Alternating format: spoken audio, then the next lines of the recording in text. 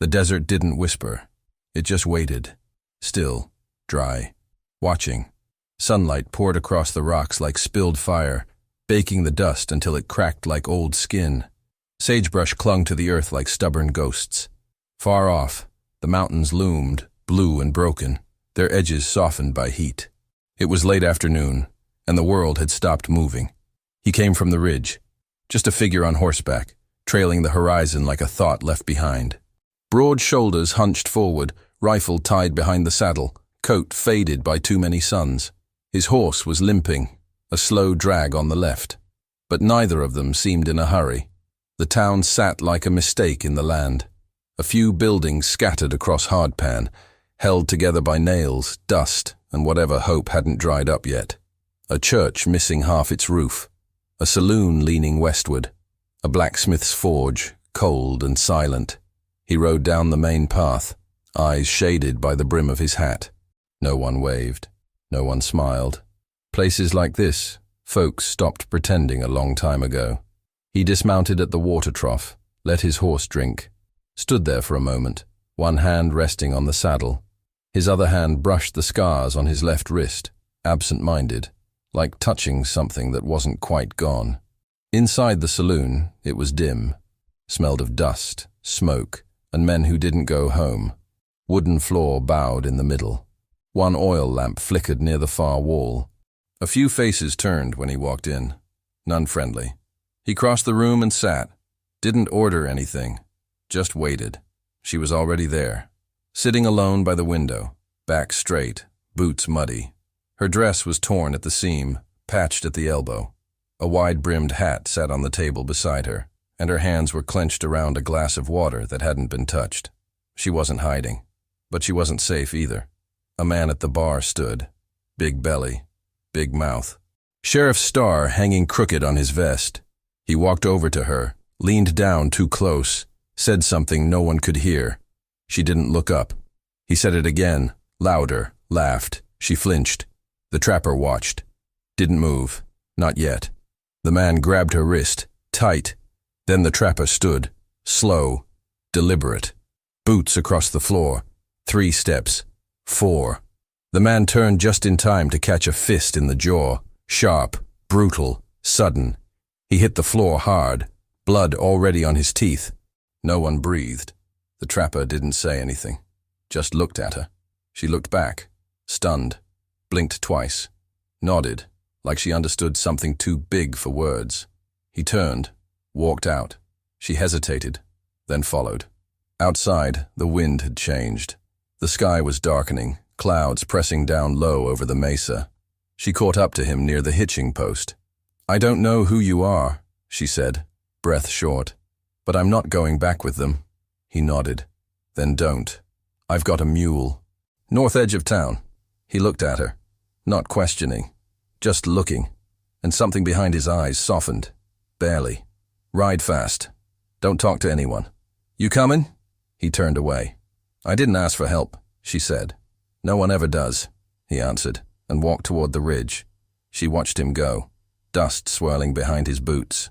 No name, no reason. But she followed him anyway. They didn't talk much after that, just rode. The sun dropped fast, sinking behind the rocks like it couldn't bear to watch what came next. Shadows stretched long and sharp. The air cooled, but the dust still clung to their skin, dry and bitter. Coyotes howled somewhere far off, and the silence between their calls felt heavier than the sounds themselves. He led the way, guiding them through a narrow pass where the stone walls rose high on both sides. It was the kind of place where ambushes happened. He kept one hand near his rifle the whole time. She followed close, the mule stubborn but steady. Around nightfall they stopped near a dry riverbed. The wind had died down. The only sound was the creak of saddles, the scrape of leather. He unsaddled his horse, tied it to a bent mesquite, and started gathering wood. She helped. No questions, no small talk. When the fire came alive, it was small, controlled, like everything about him. He sat on a flat rock, cleaning a piece of jerky with his knife before chewing it slow. She sat opposite, rubbing her hands together for warmth. Minutes passed. Then she said, "Clara." He didn't look up. "My name." Clara. He nodded once, eyes on the fire. You got one? He didn't answer right away, just tossed another twig into the flames. Not one worth remembering. She looked down, picked at a scab on her knuckle. Then, they were gonna sell me. That made him lift his eyes, just slightly. Came with my uncle. He owed money, lost more. Then they decided I was the payment. The fire cracked. She didn't cry, didn't shake, just said it like she'd already repeated it in her head 1,000 times, like it wasn't a wound anymore, just a scar with a name. He nodded again, like he'd seen it before. Maybe lived it. Maybe caused it. You kill him? She asked. No. Why not? He poked at the fire with a stick. Sparks rose, then vanished. He's not worth the bullet. Silence. She stared into the flames. Her voice dropped. You ever done something you can't take back? He didn't answer. Didn't need to. The way he looked at the fire said enough. They slept under the stars, no tents, just blankets and the fire burning down to coals. His rifle lay beside him, always close. Her mule snorted in its sleep. The wind picked up again, soft and slow, brushing over the sand like a whisper. In the dark, Clara turned on her side. Thank you, she said. He didn't reply. But he didn't fall asleep for a long time. And when he finally did, he dreamed of a red scarf caught in the river, floating, sinking, gone. By morning, the wind had shifted, cooler, dry as bone. It carried a sharpness that scratched the skin, like the land was waking up mean. They broke camp early. No words, just the sound of leather tightening, hooves in the sand, the rustle of gear being packed. Clara moved slower, rubbing her shoulder where she'd slept wrong. The trapper watched her without saying anything, just gave a small nod toward the north. They rode side by side for a while. Then he pulled ahead, scanning the ridges like the rocks might whisper something back. He didn't trust quiet places. Not anymore. Not after what they'd hidden before. The trail narrowed near a dry arroyo. The land dipped, then rose sharp again, marked by dead mesquites and bleached bones tangled in the brush. Buzzards circled far above, drifting on currents you couldn't see. He led them around a rock wall shaped like a broken tooth. That's when Clara saw it, a rusted horseshoe nailed into a juniper trunk, nearly hidden. Marker, she asked. He nodded. Old Apache trail, used to mean safe passage. Does it still? No. They pressed on. Midday burned hot. The heat came up from the ground now, not just the sky. Their canteens were half empty. No shade. No sound but wind and the occasional pop of dry wood splitting in the distance. She finally spoke again. I had a brother. He died young. He didn't look at her. Sick. Nothing to do. Mama tried everything. Roots. Smoke. Prayers. Didn't matter. Her voice didn't crack. Just drifted, like a memory floating up from the dust. She blamed herself. Then blamed me. The trapper said nothing. Just kept riding. But his grip tightened on the reins. By late afternoon, they reached a ridge. Below it, a wide plain, cracked and pale like old skin. Far across the flats, cliffs rose into heat haze. He pointed. That way. Clara shaded her eyes. What's out there? A spring, hidden behind those rocks, only place for miles. You sure? I've been here before. He didn't say when or why, but she didn't ask. She was learning when to let silence speak. As they started down the ridge, something moved. A flash between rocks. He stopped, hand up, then slowly reached for the rifle. Clara froze. Her mule shifted nervously. She tightened the reins, eyes scanning the brush. The trapper slid off his horse, silent as breath. Rifle ready, he moved low, staying in shadow. Clara held still. Dust blew around her ankles. Then, voices. 2, maybe 3. Spanish, rough, laughing low. She couldn't see them, but he could. He turned, motioned back with 2 fingers. Bandits, likely tracking them. She mouthed, "What do we do?" He pointed to a rock shelf, signaling for her to move, slow. They climbed quietly, hearts hammering. Her boot slipped once, a scatter of stones. One voice below went silent. A shot cracked. He grabbed her, pulled her down. Another shot, close. They ducked behind the ledge, breath ragged. He raised the rifle, sighted toward the noise. Waited. Another voice shouted something in Spanish. Couldn't tell if it was a warning or a curse. He fired. A grunt. Then silence. They stayed there, still, listening. No return shot. No footfalls. Minutes passed. The wind picked up again. Then, nothing. He looked at Clara. She was shaking, but her jaw was tight. "You all right?" She nodded. "You ever shoot?" "Once, at a coyote. Missed." He handed her his revolver. "Try not to." They waited another few minutes, then circled wide around the rocks, avoiding the trail. As they moved, Clara glanced back. A single figure lay still in the dirt. She didn't ask who it was. That night, they camped far from the road, hidden among tall stones that rose like ribs from the earth. The fire was small again, just enough to keep the dark honest. Clara sat with the revolver in her lap, turning it in her hands. "You always live like this?" she asked. He stirred the fire. "No, just long enough to forget the other way." She stared into the flame. "I don't think I ever had another way." He looked at her, eyes catching the firelight. "Maybe that's why you're still breathing." The sky the next morning was pale and tight, like it hadn't decided whether to burn or break. A few clouds drifted high, thin as old smoke. The ground was cracked underfoot, dust soft like flour, but it whispered with every step. They moved quiet. No words. The silence wasn't heavy anymore. It had become something like habit. Clara rode a little behind him, eyes alert, one hand resting on the revolver now tied to her hip. The way she held herself had changed. Less girl, more shadow. The land stretched wide. Dry gullies cut through the plain like old scars. Every few miles, a dead tree, twisted and hollowed, pointed at nothing. Buzzards still circled above, but lower now, watching. By midday, the sun pushed hard, and the wind died. The trapper paused at a pile of stones, shaped into a half ring.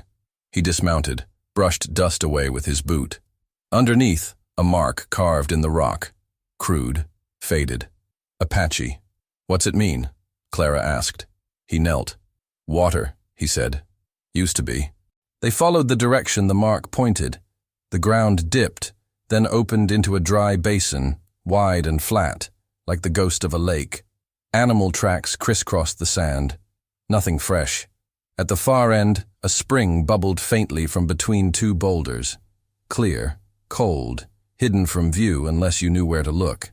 He dropped to his knees, drank deep. She waited, then drank too.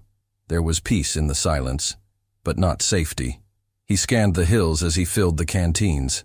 Clara sat against a rock, watching the wind tug at the brush. Her shoulders sagged. "You ever think maybe it'd be easier to just disappear?" she asked. He looked at her. "I did.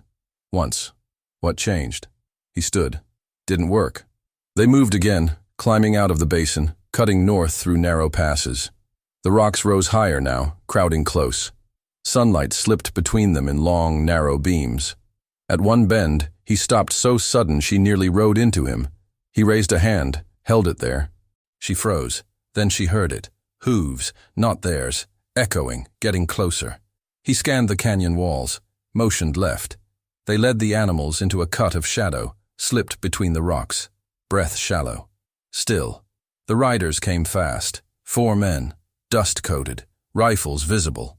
One of them wore a black hat with silver trim. Another had a red scarf around his neck. Clara tensed. "That's him," she whispered. "The one from the saloon. He's not dead." He didn't respond. Just pulled the hammer back on his rifle. They waited.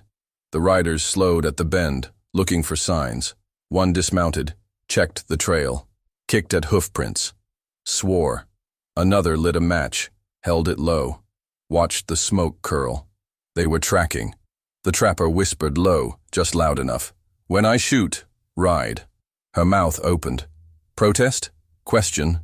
But she nodded. He braced the rifle on a stone. The shot rang out, clean and brutal. One rider fell before the echo faded. Then everything exploded. Shouts, gunfire, hooves tearing the dirt. Clara whipped the mule around, kicked hard. Dust flew. He fired again. Another man dropped. The last 2 fired back, wild, sloppy. A bullet ripped past his shoulder, split the rock beside him. He didn't flinch. He stood, exposed, pulled the revolver. 2 shots, 1 miss, 1 hit, then a third shot, not his. He staggered. Clara turned, saw him sway. Blood bloomed dark across his side. "No!" But he waved her off.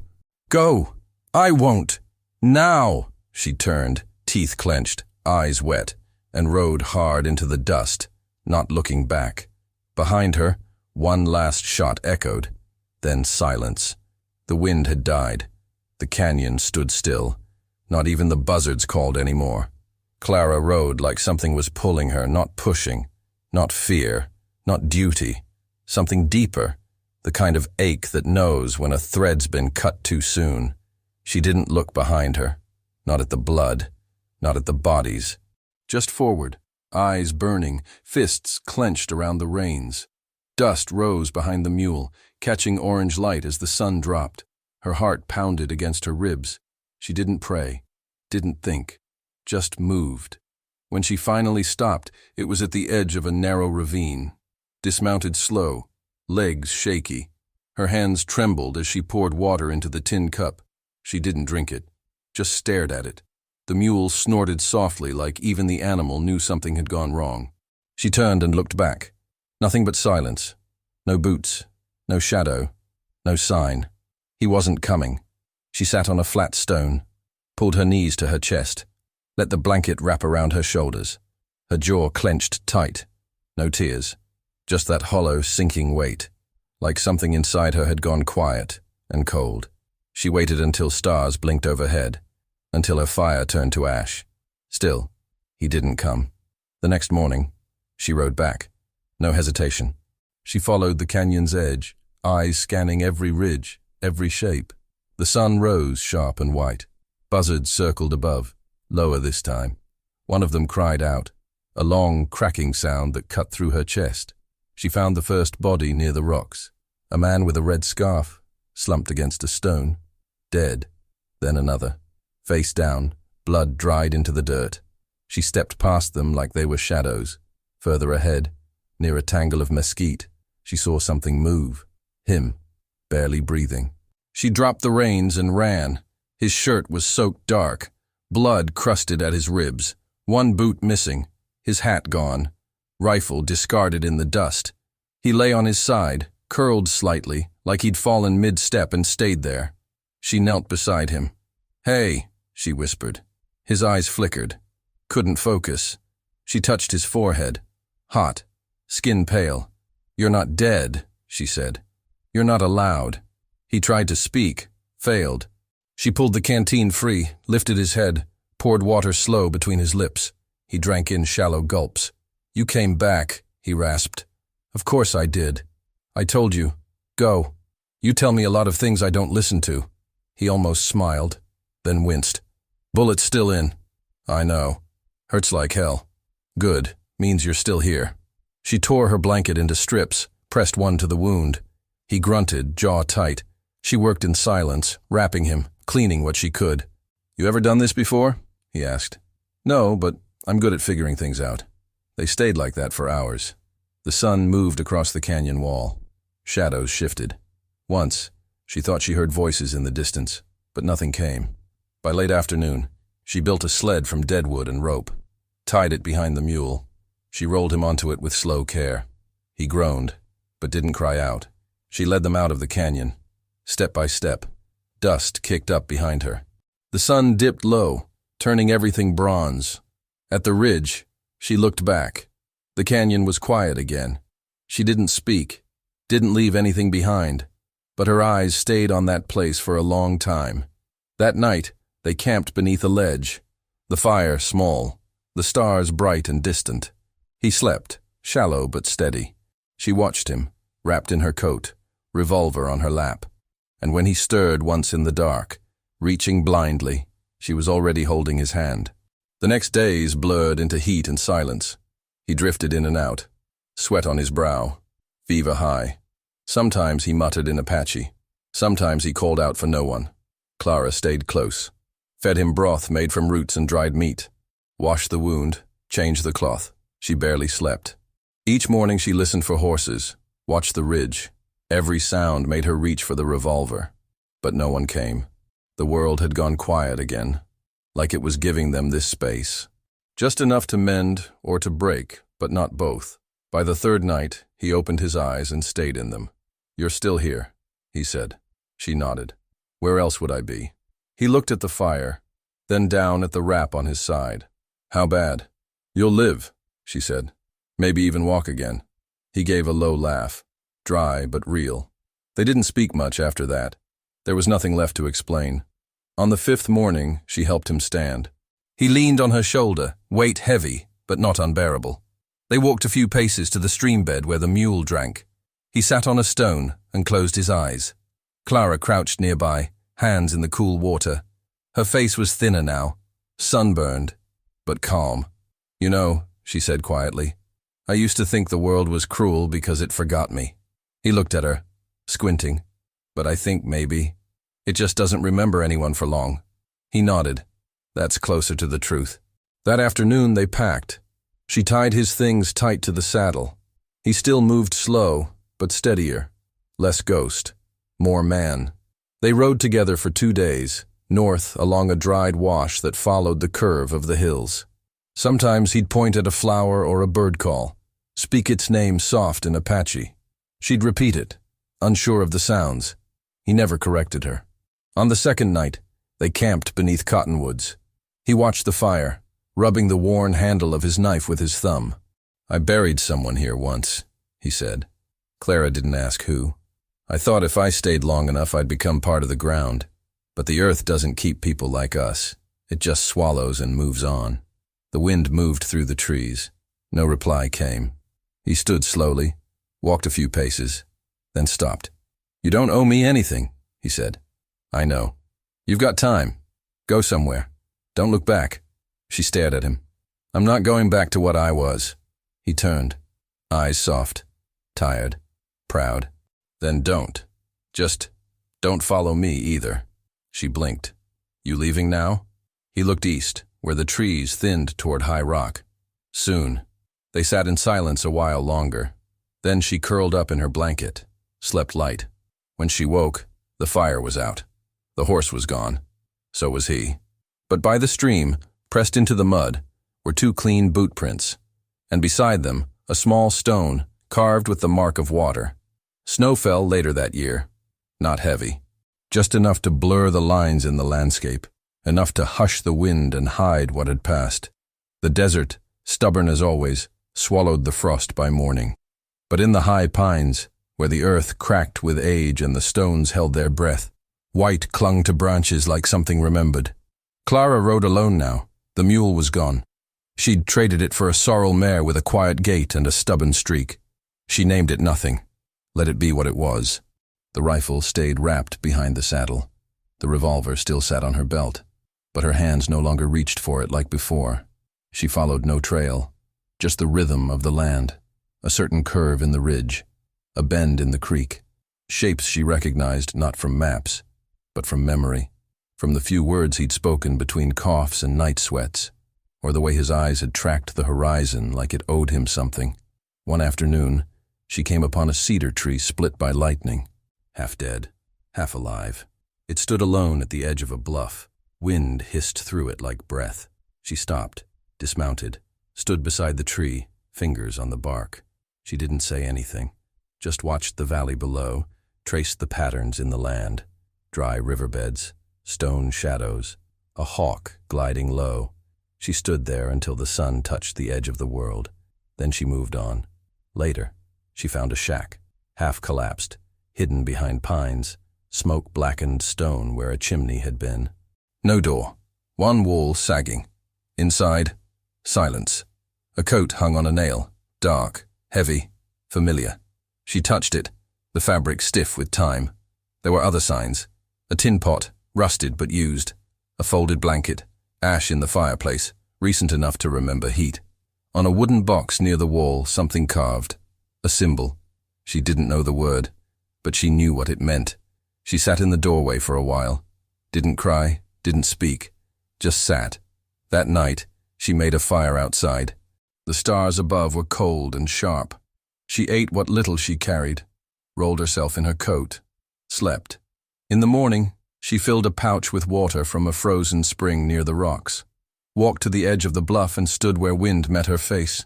She took something from her saddlebag, the photograph, the one with her mother, braided hair, quiet eyes. She stared at it for a long time. Then she placed it between two flat stones near the cedar roots, weighed it with a small white rock. She didn't say goodbye. There was nothing to let go of, nothing to leave behind. The snow returned that night, gentle, almost shy, covered her footprints, softened the trail. And somewhere beyond the pines, maybe farther, maybe not, a man moved through the trees, not fast, not slow, just moving, like he always had, like he always would.